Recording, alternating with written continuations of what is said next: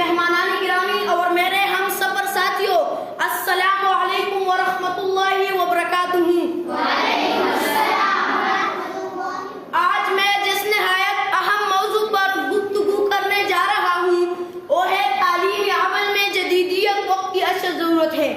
جناب والا، زمانہ بدل رہا ہے، سوچ کے زاویے بدل رہے ہیں اور دنیا ایک نئی دور کی طرف بڑھ رہی ہے۔ ایسا دور جہاں علم صرف کتابوں تک محدود نہیں رہا بلکہ ڈیجیٹل اسکرینوں، آن لائن لیکچر اور مصنوعی ذہانت کے ذریعے زندگی کے ہر گوشے میں اپنی روشنی پھیلا رہا ہے۔ جیسے کہ شاعر نے کیا خوب کہا ہے، بدلتے وقت کے ساتھ بدلتی ہے زندگی، بدلتے وقت کے ساتھ بدلتی ہے زندگی، ٹھہر گئے تو مٹ گئی ہے فطرتی زندگی۔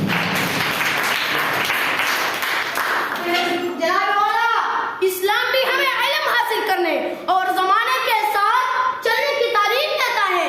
حضرت علی رضی اللہ تعالی عنہ کا قول ہے، اپنے بچوں کو ان کے زمانے کے مطابق تعلیم دو کیونکہ وہ تمہارے زمانے کی نہیں۔ اسی طرح طلباء کو بھی چاہیے کہ وہ صرف یاد کرنے کے بجائے سوچنے، سمجھنے اور نئی خیالات پیدا کرنے کی صلاحیت پیدا کرے۔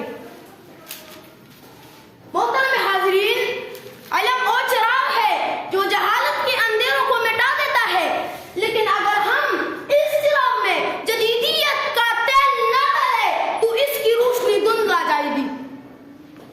آج ضرورت اس بات کی ہے کہ ہم تعلیم کو زمانے کے رفتار کے ساتھ ہم آہنگ کریں۔ علم کی دنیا نئی، اندازی تعلیم نیا، علم کی دنیا نئی، اندازی تعلیم نیا، جو نہ بدلے وہی رہتا ہے بچہ۔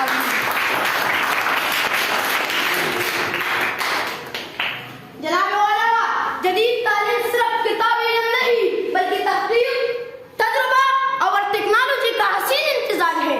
اگر ہم اپنے طلباء کو کمپیوٹر، انٹرنیٹ، روبوٹ اور جدید سائنسی علوم سے روشناس نہیں کروائیں گے تو ہم ترقیافتہ قوموں کی سب میں شامل نہیں ہو سکیں گے۔ حضرت علی رضی اللہ تعالی عنہ کا فرمان ہے، علم دولت سے بہتر ہے کیونکہ علم تیری حفاظت کرتا ہے اور دولت کو تیری حفاظت کی ضرورت پڑتی ہے۔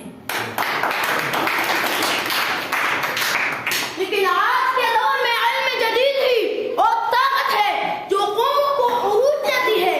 محترم صدر محفل، ہمیں اپنی تعلیمی اداروں کو جدید سہولتوں سے آراستہ کرنا ہوگا، اساتذہ کو جدید تربیت دینا ہوگی اور نصاب کو ایسے انداز میں ترتیب دینا ہوگا کہ طلباء میں تحقیق